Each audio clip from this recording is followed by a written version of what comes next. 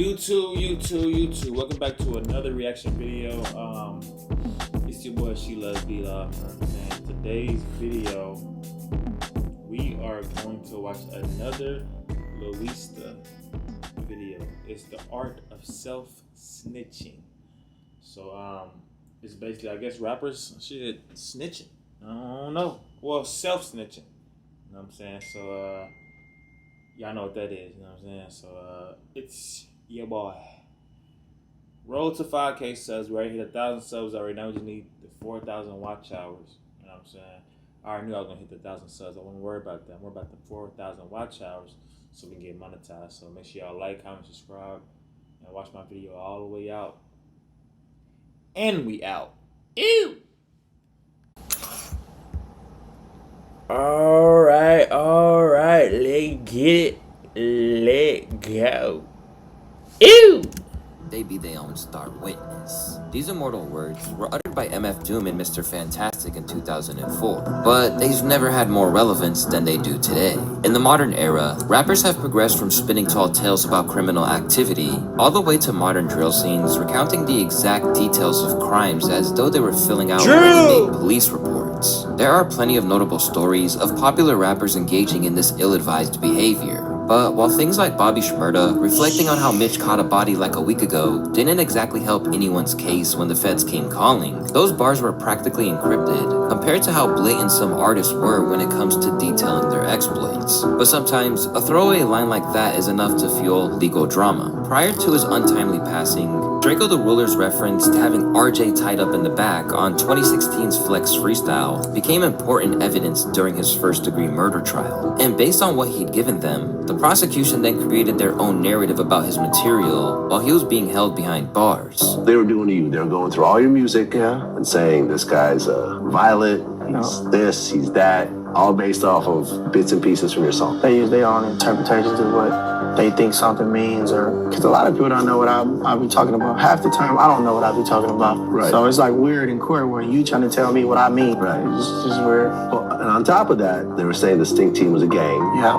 You were the leader. I was the leader because of my name. Right. The ruler. But where just one incident like this is enough to put you under the microscope of the law, some artists Draco have made a the whole Ruler, career man. out of it. And while that kind of exposure might have made them blow up online, or given their careers a quick boost, it also blurred that line between real life and entertainment in both their music and media appearances. In fact, it's so common Rest in peace, man. Draco the Ruler, man.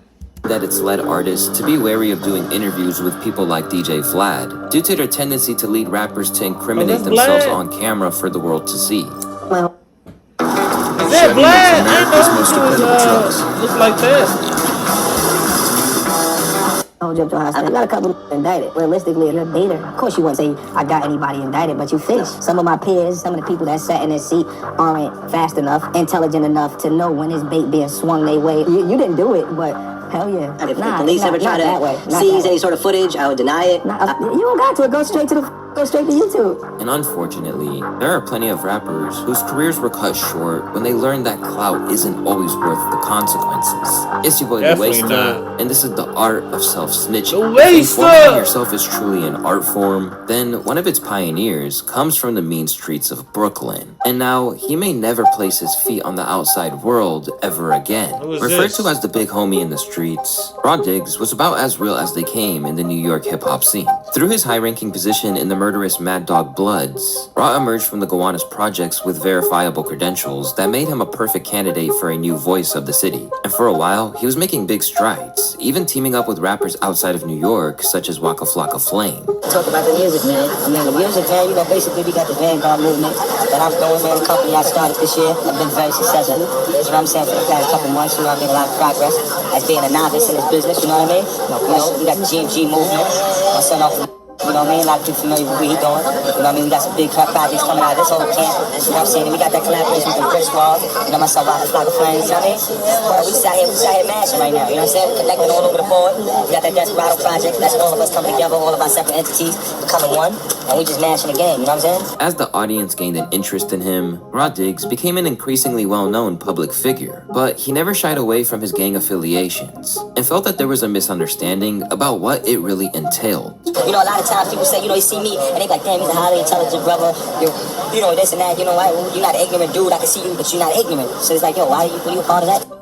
Well, I'm a part of this because of what it stood for and what I believe. You know what I'm saying? Sometimes I had to express that to people. They be like, yo, damn, most of the people, they probably see in their neighborhoods have a negative reflection of what we stand for, which is not what we really stand for, and they look at that, and that's their whole perception. So sometimes somebody has to give them the real, you know what I mean? But there was a downside that arose from all this new attention, and that's the fact that it wasn't just hip-hop fans who were taking notice of his lyrical content. On tracks like Eulogy, Raw discussed his fear of going back to prison, spitting, I'ma wave the heat, I solemnly swear, before I let him give me 120 years, 120 years, imagine that day. Later in that same song, he declares that, I'ma stop with all that. Too much information will make me my own rat. And unfortunately for Raw, he was about to be proven right when a massive 23-count indictment struck. Accused Blood's gang leader and rapper on the rise tried to counter the government's claims that he's a lord who terrorized his own community.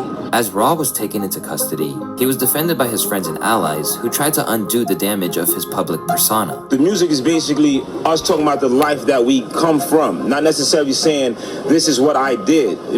This is a very intelligent man, and this is not a man who would commit all these crimes and didn't tell you for you to use it against him. The music videos in and of themselves and the lyrics in and of themselves would never be proof beyond a reasonable doubt. But could it be something that a jury takes into consideration when they're weighing the credibility of other witnesses or weighing the credibility of other evidence? Absolutely. But unfortunately, his bars and statements in interviews alluding to his life as a gangbanger were coupled with an FBI NYPD probe involving more than 65 undercover purchases. As the cops built their case, his songs with Murder Team rapping partner Uncle Murda were placed in the firing line. However, his longtime collaborator claimed it was actual informants that really ensured he got locked up rather than anything he said on wax. While he was out, were used to convict him, to put him back in prison. They try to use some of the lyrics that he said in a few records that me and him did. They try to use some of the lyrics that he said and bring it up in the case. But they was already investigating, just trying to bring up on him. Because you know what it be, you have people that get locked up in the neighborhood that he's from, that knew him. They get locked up. They know his history as far as certain things that he might have been through. And then, they see him doing different things, and it's like a get out of jail free card. Get locked up and they start saying, well, I know he did this, or they say he did this before, he did this, and then you got a bunch of people that's trying to get out of jail saying the same thing. So it makes the feds try to build a case, because all they need is a couple people saying a few things about you and they can build a case, and that's what he got caught up in right now. So that's but they're trying to give him the death penalty. That just got, so that's some good news. He's no longer fighting. He's no longer fighting the death penalty. That's good news. Among those lyrics cited in the case were lines like this from their slowed down remix, where Diggs spit, "I don't respect the shooter because he shot me in the legs." And 2 days later, he was, see if he was. YouTube Premium. See, you don't say that shit, YouTube man. And the YouTube Music Goofy. app all together. Some niggas, you know what I'm saying? Mark, you would have shot me in the head because I can't get you from my hospital bed. Now, this isn't exactly an unusual lyrical approach in hip-hop and could easily be written off as a fantasy. But when you've already got 23 charges against you, and the picture of you as a hardened kingpin has been built, it's not exactly going to help either. And according to court papers cited in the Daily News at the time, this was no work of fiction. Back in the year 2000, Raw Diggs, whose real name is Ronald Herron, was shot by a rival but survived. Herron's associates allegedly killed the shooter 2 days later. He had already beaten a previous murder charge, but prosecutors suggested he was also behind the 2008 execution of Richard Russo, who was killed in a Gowanus Project's elevator, as well as the killing of Victor Zapata in a Witkoff courtyard the following year. And while Uncle Murda can't say for sure that everyone was pointing the finger at Diggs, there are verifiable examples where people did. One of the most infamous is Saquon Wallace, a former dealer and hitman, who claimed that Raw once convinced him to disguise himself as a woman, complete with makeup and a wig, to carry out a hit on a rival, since that same tactic had worked for Raw before. As his defense team struggled to build a case, Raw took the bizarre step of claiming he wasn't subject to U.S. constitutional law, insisting instead that he was a sovereign in inhabitant of the country. In response, lawyers pointed to various times where he had essentially told on himself, including a since-deleted tweet where he bragged about beating a body in a case he'd previously been acquitted of. With the deck stacked against him, Raw's very public displays of his gangster credentials meant that it was easy for the court to hand down a crazy verdict of 12 life sentences plus 105 years. And while this was everything he had hoped to avoid, even fellow rappers such as My Son believed that he ultimately knew what awaited him given how he was moving. We knowingly understand what comes with this. We want the lights and we want the glitter and we want this, but we understand the only thing that's promised is jail or death. Like, y'all want to glorify this and y'all want to do this, but when you engage in those things, you basically you make a contract to give up your life at some point. Nobody knows when, but you give up your life. And in retrospect, some of those bars on tracks such as Eulogy seem to support the notion that he knew where he was headed and had begun to come to terms with it. Given how prophetic the song was, I can only imagine Raw was already seeing the writing on the wall at this point, under surveillance, receiving indictments, etc. Now 12 years into his first life sentence, Raw Diggs holds the special distinction of being the first rapper residing in ADX Florence, the US's only supermax prison. He shares a home with some of the most notorious criminals in the world today, including founding members of the Aryan Brotherhood and convicted terrorists. In fact, it's so feared that even former wardens have spoken out about how brutal this prison, where they're held in solitary for 23 hours a day, really is. Exclusive interview, a former warden and former inmate tell us death is easier than life at the federal supermax. As isolated as the prisoners who call it home, the prison called ADX Florence is a tomb for the living. Despite the regular campaigns to free him that you see online when a rapper is incarcerated, the likelihood of Raw coming home anytime in the next century is very slim. But he's not completely given up, and is still showing his prowess with the bars during rare contact with the outside world.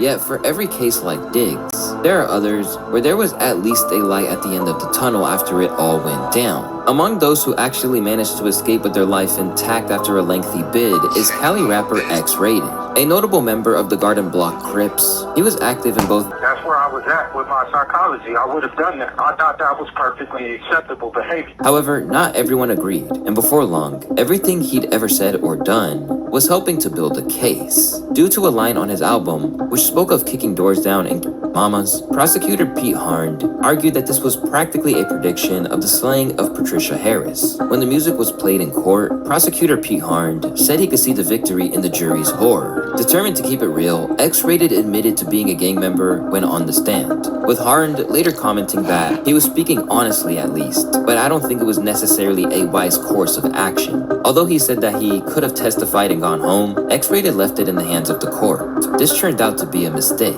as the mostly white, middle-class jury was clearly offended by his music. According to Harnd, it may not have been the reason they convicted him, but it played a powerful role in shaping their decision. Another thing that was used to ensure his conviction was the cover of Psychoactive itself, with cops and investigators claiming that the caliber of the pistol he held to his head matched the one he used in the murder. The cover photo shows X-Rated holding a gun to his own head, taken weeks before the Harris.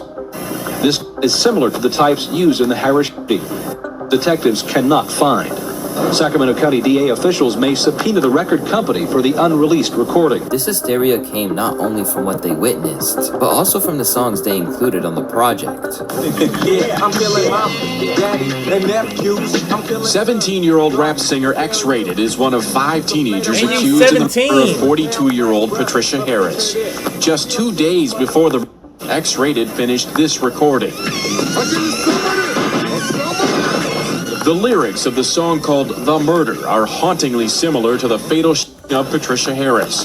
Part of it goes, I'm knocking down doors, I'm mamas, daddies, nephews, I'm daughters, sons, and sparing you.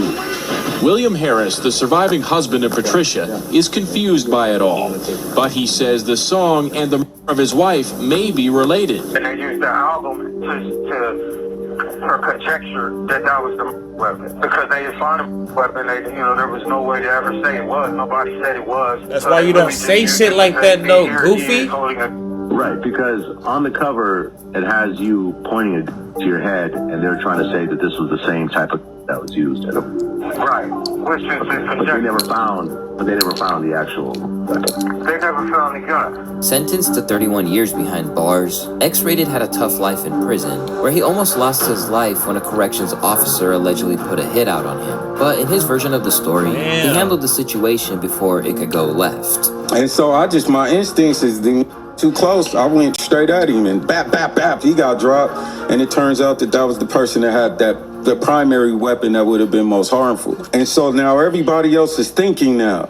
And you're supposed to run. Somebody pulled a knife on you, you're supposed to run. But Barry and Dooney and others, I knew that's if you turn your back, you done. Yeah. We gotta do this. And in doing so, you could look that man in his eyes, Kev. And I got a couple scratches and scrapes and bruises, but ain't nobody damn near nothing. Damn. That's a lie. And so the reason they think that lie is because when I was I'm in the room and they examining, and I got a motherfucker asking me questions, and the cops are mad about it. The nurses and shit are angry at this dude, and they like, hey man, excuse me, and they were checking out to see if I'm in mortal danger right now. And he's like, who did it? And so I closed my eyes and leaned back. I swear to God, I swear on my mother's life, fully conscious, fully fucking fine, other than these scratches and adrenaline through the roof. I don't feel no pain. But as you could probably tell from that interview, it wasn't conducted over the phone or in the pen. After spending 26 years in the penitentiary for a crime he didn't commit, X-Rated was released. Miraculously, his music career isn't even over either, with the rapper signing to Tech Nine's Strange Music following his release. 26 years in jail, now signing a national deal, and performing in front of thousands across the country. Good for him. You know he is as happy as can be. Given his talents on the mic, there was always a feeling that the conviction robbed the scene of a potential star. But for other notorious individuals who had a tendency to tell on themselves, their ability to self-snitch always outshined whatever they had to offer as an artist. Here, we have the story of A.R. Ab. When it comes to perfecting the art of snitching, nigga, who's these people? The most prolific I see of Lil all Durk on the time damn, might be Philly's A.R. What's Ab. up? A member of the OBH crew alongside Dark Low, A.R. Ab was beating murder cases from 2005 onwards, and even survived being shot 10 times in 2011. The only problem was that at times, it felt like every time you pointed a camera in his face, he was going to confess to a whole bunch of crimes that you didn't even know he was responsible for. At times, he even ratted on his friends without thinking anything of it. Cowards, man. Come see us, man. I swear to God, you come down this block, you gonna get filled up with so much smoke. Nobody gonna make it off the block. I promise you won't make it off this month. Wow, man. Anyway, on everything I love, you come up on us, man, you're not gonna make it. Niggas gonna blow your shit clean off, man. Over time, this became a reputation that basically made him a meme in hip-hop, with full compilation videos being devoted to times where he spoke without thinking. I already took 13 shots. I don't know what it's for, you know why? Because I kidnapped, I robbed. I'ma get it. I'm a type of dude I can't be broke. You see, I got this whole building, I'll fix this shit up from what? I don't make no money off rap. I extort people. So it's one of my hustles. Got shot a lot of times behind it. Although he was generally a regional star, A.R. Ab propelled to global fame by being referenced on Drake's Meek Mill diss track, Back to Back. As he spit, I drove here in the Wraith listening to A.R. Ab. Suddenly, it looked like he might be progressing from mixtapes to making major money in rap. Did that kind of change people's perception of you? Yeah. So like now everybody kind of like take me serious now. You know, you gotta understand, like a lot of people know my street reputation. So they whole thought process of me is Ab don't really rap. He just out here running around with acting crazy. When Drake mentioned my name, it opened up a lot of ears who didn't know who I was. And they say, you know what, listen to his music. It kind of made me say, I'm gonna take this shit serious, man. Although he was grateful for the legitimacy that this brought to his career, the problem was that it placed a greater spotlight on him. And the cops had plenty of material to work with from his high-profile interviews. I made a lot of money on the streets. Not like your big niche money, but like I made hundreds of thousands of dollars on the streets. You feel what I'm saying? I got a little cousin, a little brother who's already this people. You understand what I'm saying? We had a rap group of like 4 or 5 artists, man. 2 of them in jail for right now. 2 different murders right now. And these happen to be the same guys I was with when me and Cassie got locked up for the murder, these is my rap group people. And you got that nasty in the streets, whereas though. Following the biggest name drop of his career, Rab's momentum would be brought to a crushing halt. This was following an indictment based on his role in a trafficking ring. Amid the offenses that he faced, police pointed to one of his tracks as evidence, linking him to the murder of rival dealer Robert Johnson. I'll have the whole city scared. Stand near the home. I called Taz and tell him, bring that dude's head to me. Later, AR Ab's associate Dantes Taz Dewar ultimately pleaded guilty to Johnson's murder. After the court had heard all the evidence, he was handed a sentence of 45 years. And according to legal experts, his team didn't make things any better for him. And what happened at ARAB's sentencing was a tragedy. The judge, before he announces the sentence, says, young man, you've been sitting in my courtroom listening to the statements of the victims, listening to the prosecutor discuss your crimes, and the entire time you've had your hands folded like this, dismissive and jeering. You don't look contrite. You don't look like you respect this process. I have the ability here today to give you a range of sentences. It could be anywhere from, here to 45. And what I'm gonna do, based on your behavior here today, I'm giving you the max. And if I was AR's lawyer, I gotta be in tune with my client, right? I gotta, before he goes in there, let him know that, bro, keeping it real goes wrong. You think you're gonna go in there, you're gonna stand tall. They won't break you if you act contrite. They'll break you if they give you another 20 years. Now facing 4 decades in jail, AR Ab's story shows what happens when you spend too much time trying to convince the world that you're running the streets rather than continuing with business in silence. And now it feels like all the posturing was for nothing. He was so adamant to prove he was real too. 45 years. Everyone and everything you cared for has been gone. For what?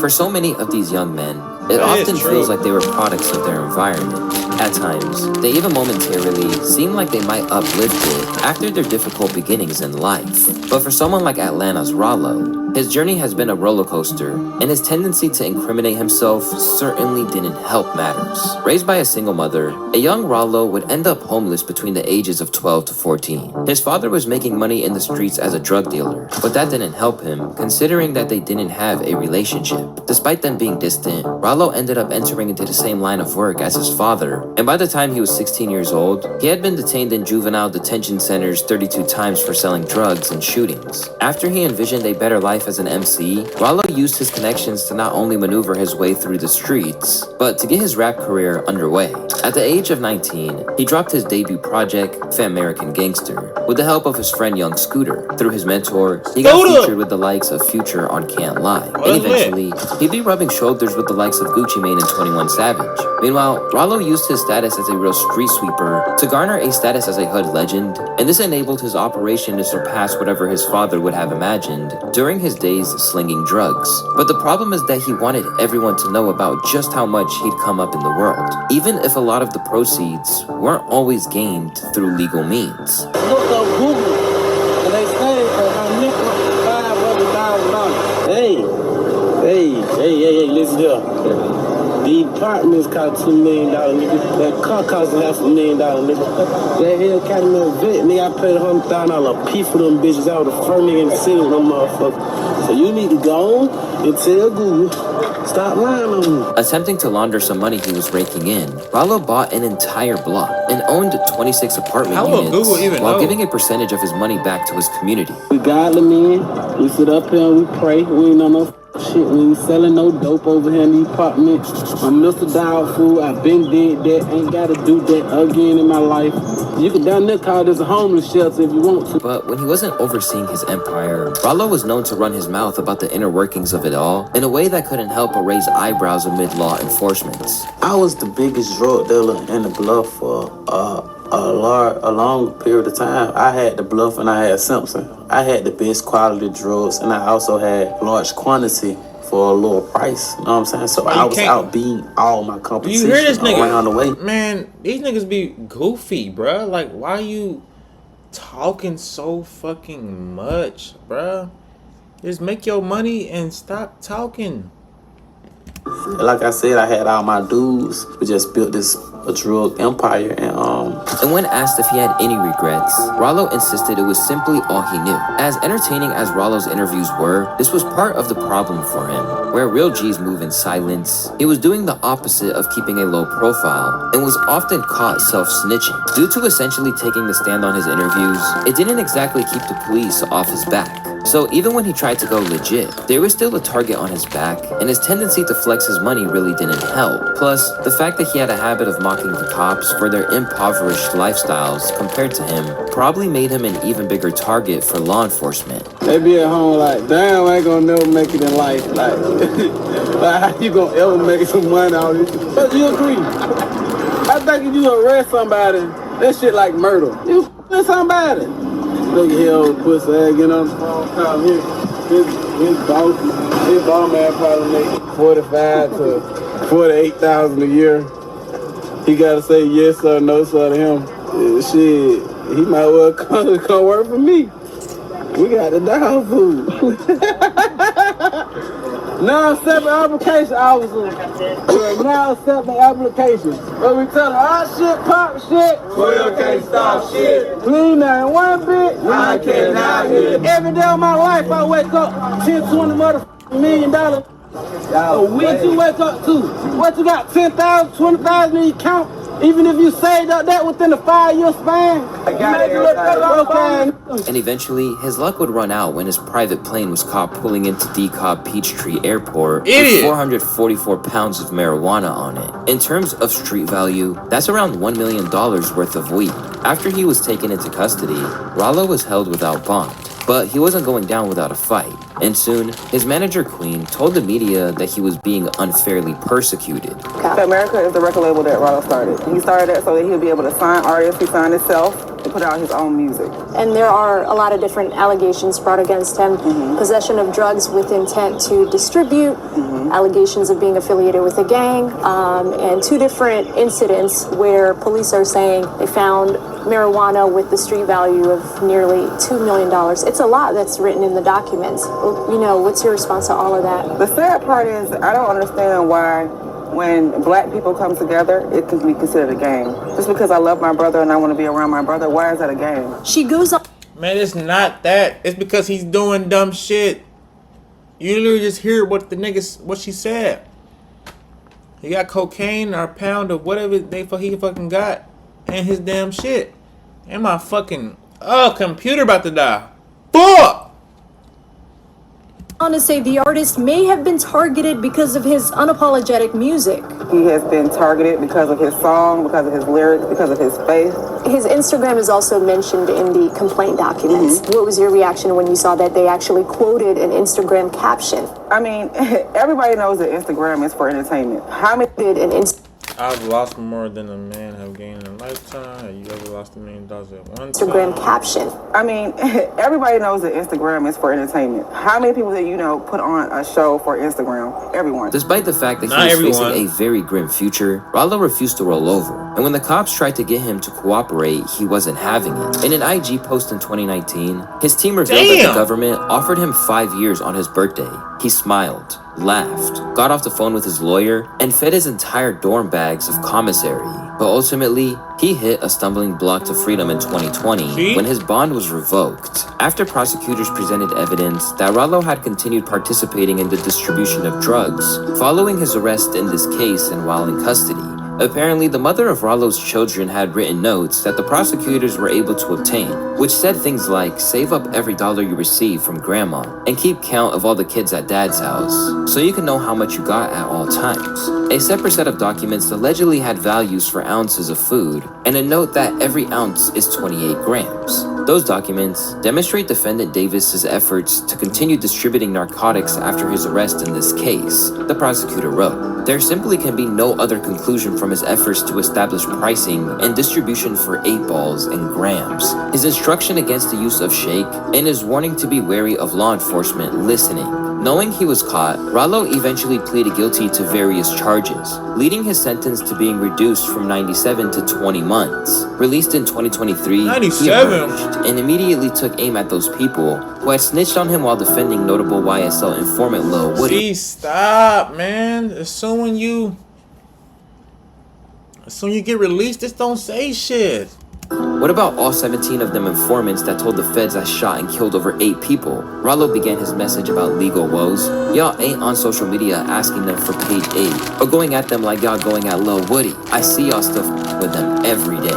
Now seeking to rebuild his career, there are some who would argue that Rollo got off lightly if he was truly a kingpin, but others felt that his journey set a poor precedent, leading to not only his own downfall, but that of others who looked to emulate him. Coldest part is that a lot of the young-minded hustlers saw it, tried to mimic it for social media, and then got indicted for copying his footsteps. This is exactly how the OGs didn't move. Clout is a hell of a drug.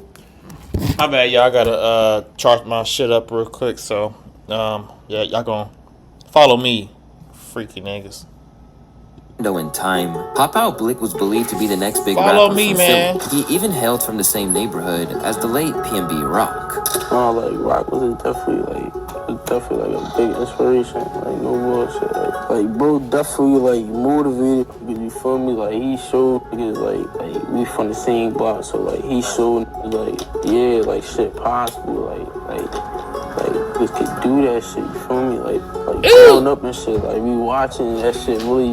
Like evolve type shit, you feel me? So like, that shit different, but I ain't gonna lie. And despite his own errant moves, he advised others to stay far away from the street life he'd led.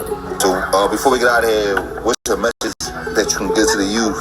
I'm gonna keep it being like to all the little niggas out there, like that fuck with me, like don't hop in the streets, like real shit, bro. Like that shit not thorough, bro. Like don't let a crowd influence y'all, no bullshit. Like don't let nobody influence y'all to do some nut shit that y'all know. Like, you feel me? Like go to school, bro. Real shit, bro. Like this shit ain't fun, bro. This shit's scary. Like I'm 18, bro, and look at my situation. But clearly, he didn't take his own advice. And before long, his crimes and his decision to chronicle them in his music would catch up with them.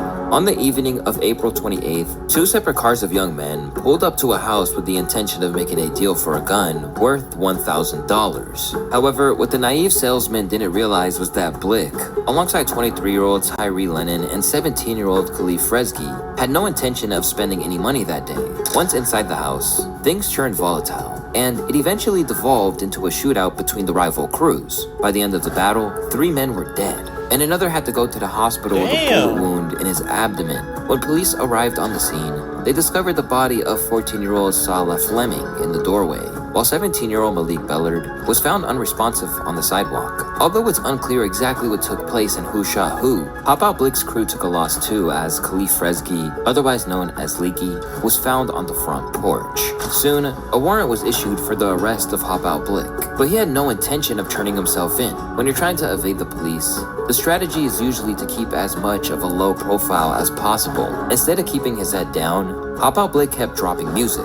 While that's inadvisable enough, what sealed his fate was that the tracks he was dropping were basically a signed confession to the crimes. On the track Took a Risk, for example, Pop Out basically gave a play-by-play of what went down that day, and even had the audacity to name his fallen victims. Over the course of the song, he declared that Salah fell on his chest and then he started spitting up, and Leaky got left on the sidewalk. He ain't getting up.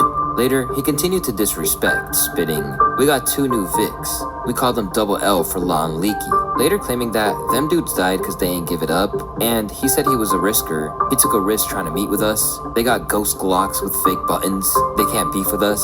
Blick was really upping the disrespect, rather than trying to outrun the warrant. Idiot! So he doubled down with Double Coffins, a track which celebrated the death of 2 men and basically told the story of what happened. They just trying to catch a shooting. Them young boys died for playing tough, said Blick, later adding, "Them young boys thought that we were cool, and then we double-crossed them." Incriminating as this was, he was about to seal his fate when his pride wouldn't allow rumors to circulate. After an alert from a Philly Crime Update Twitter account revealed that a man had been shot numerous times in West Philly, various crews would say that Hop Out Blick was the victim and that they had carried out the crime. But the next day, Blick went on live to let the world know that he was alive and well. Bro, you see how they controlling though? Like, niggas really jerking right there, bro. They jerking right, bro. They scattered, bro. What? Nah, bro, that's not gangsta, bro. They scattered, bro. Whether or not this revealed his location, it only took 8 days for the cops to close in, and both he and Tyree Lennon were taken into custody. Once the police had them where they wanted, they were charged with 2 counts of murder, attempted murder, robbery, and illegal gun possession. If convicted, the 2 men are likely to spend life in prison. But what most people didn't know at the time was that almost immediately after he dropped his most vicious tracks, which dissed his dead enemies, Hop Out tried to launch his contingency plan with a post to his Instagram that acted as a disclaimer. I do not have any involvement in drugs or sales of drugs, nor partake in any involvement in street crime, he wrote. This account is strictly for entertainment purposes only, but this won't exactly wash when you consider that recently, Blick unveiled a music video from inside the prison, where his old persona is still on full display. In the process, he's likely jeopardized whatever defense his team is building in the process. However, he's hardly the only rapper whose own youthful exuberance and decision to blend his real-life crimes into his music videos has had a terrible outcome. Just look at the tragic story of TK. Born Tamor Trevon McIntyre, TK first picked up a mic at the tender age of 14 as a member of the Daytona Boys in his adopted hometown of Dallas, Texas. Originally from Long Beach, Tay and his sister were forced into foster care due to a fractious relationship with his mother, who, according to the rapper, was a member of the Baby Insane Crips. Left to fend for himself in Texas, TK joined an Arlington branch of the Hoover Crips, and before long, he was implicated in a whole host of gang activity. In 2015, he had his first brush with the law when he was placed in the passenger seat of fellow Daytona boy Eric Jamal Johnson's car as Johnson gunned down a college student. Johnson was later sentenced to 44 years for the murder, while TK avoided prosecution. But another crime was about to put him on the map and lead to his strange career trajectory going down in hip-hop history. Back in 2017, the Texas-based MC, who was just 16 at the time, stood accused of murdering Ethan Walker in cold blood after a home invasion went wrong.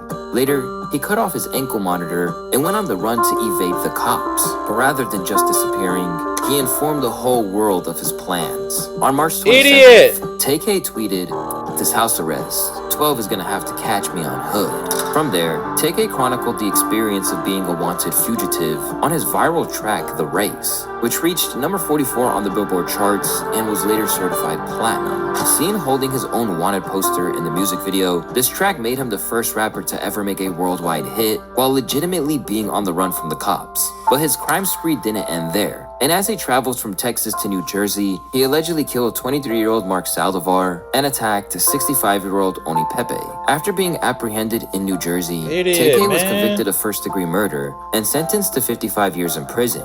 During the trial, the lyrics and visuals behind The Race were admitted as evidence for the prosecution, and despite his attorney's efforts to clear his name, this was one situation he just could not outrun. Tay agreed to participate in a robbery. Tay participated in a robbery. But he stood up here yesterday in front of you and in front of this court and accepted responsibility for what he agreed to do and what he participated in, and pled guilty to the robbery by threats using a gun, threatening somebody with a gun in counts 3 and counts 4. And the boys were supposed to come in and hold everybody off, and TK had a bag that was going to get the money and the drugs from under the couch. Well, that's not what happened. Everything went tragically wrong with him there. As it stands, he'll be 74 years old when he's released from jail. But he hasn't given up on having his conviction overturned. Taking to Twitter in 2023, he wrote, "I'm at war within. I feel like a hamster here. They're literally treating me like a ferret in here." Previously, TK has also rallied against the length of his sentences and said that prejudice was behind it. "I really need just one chance at adulthood," he tweeted. "I bet if I was a little white kid, they wouldn't have given me no 55 years for a crime I was alleged to play the most insignificant role in when I was 16. They would have argued that my mind wasn't fully developed and gave me rehabilitation and a second chance at adulthood." Yeah, but but I ain't gonna lie, but you was killing motherfuckers though, bruh.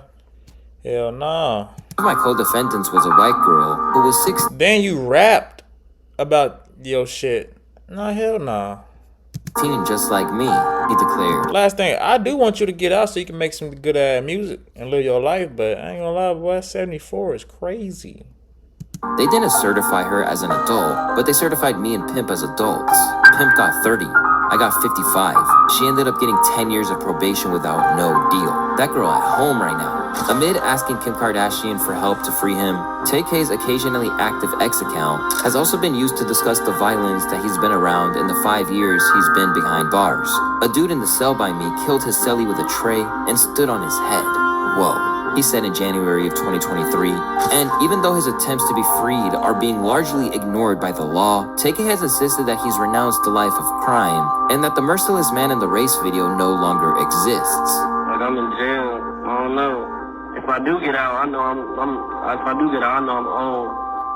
done robbing, I'm not doing none of that. For TK, his links to the street meant that he never really got to reap the rewards of his blossoming career. Perhaps if he had the chance to escape via his rhymes, he wouldn't even be in the predicament he's in today. But sometimes, the street life follows you all the way into the charmed existence of a platinum-selling hip-hop star. And that same tendency towards self-snitching can put you in a whole lot of trouble. If you're a hip-hop fan, then you will be aware of who Lil Durk is by now. A leading figure in Chicago hip-hop, Durkio became known as the voice of his generation. But this wasn't without heavy losses. Most notably, the passing of his dear friend and O-Block General King Von, a signee to his OTF label, who was killed in Atlanta following a confrontation with fellow rapper Quando Rondo's entourage. I'm thinking it's some regular individuals, so I'm letting this group come by.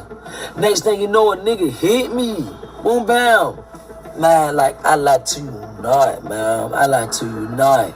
It's like I had an out-of-body experience. But while Quando remains alive and well, it seems like Durk may have been more rattled by online comments than he acted and set out on a plan to get his revenge. After the internet relentlessly urged him to slide and avenge King Von's death, a murder plot began to take shape.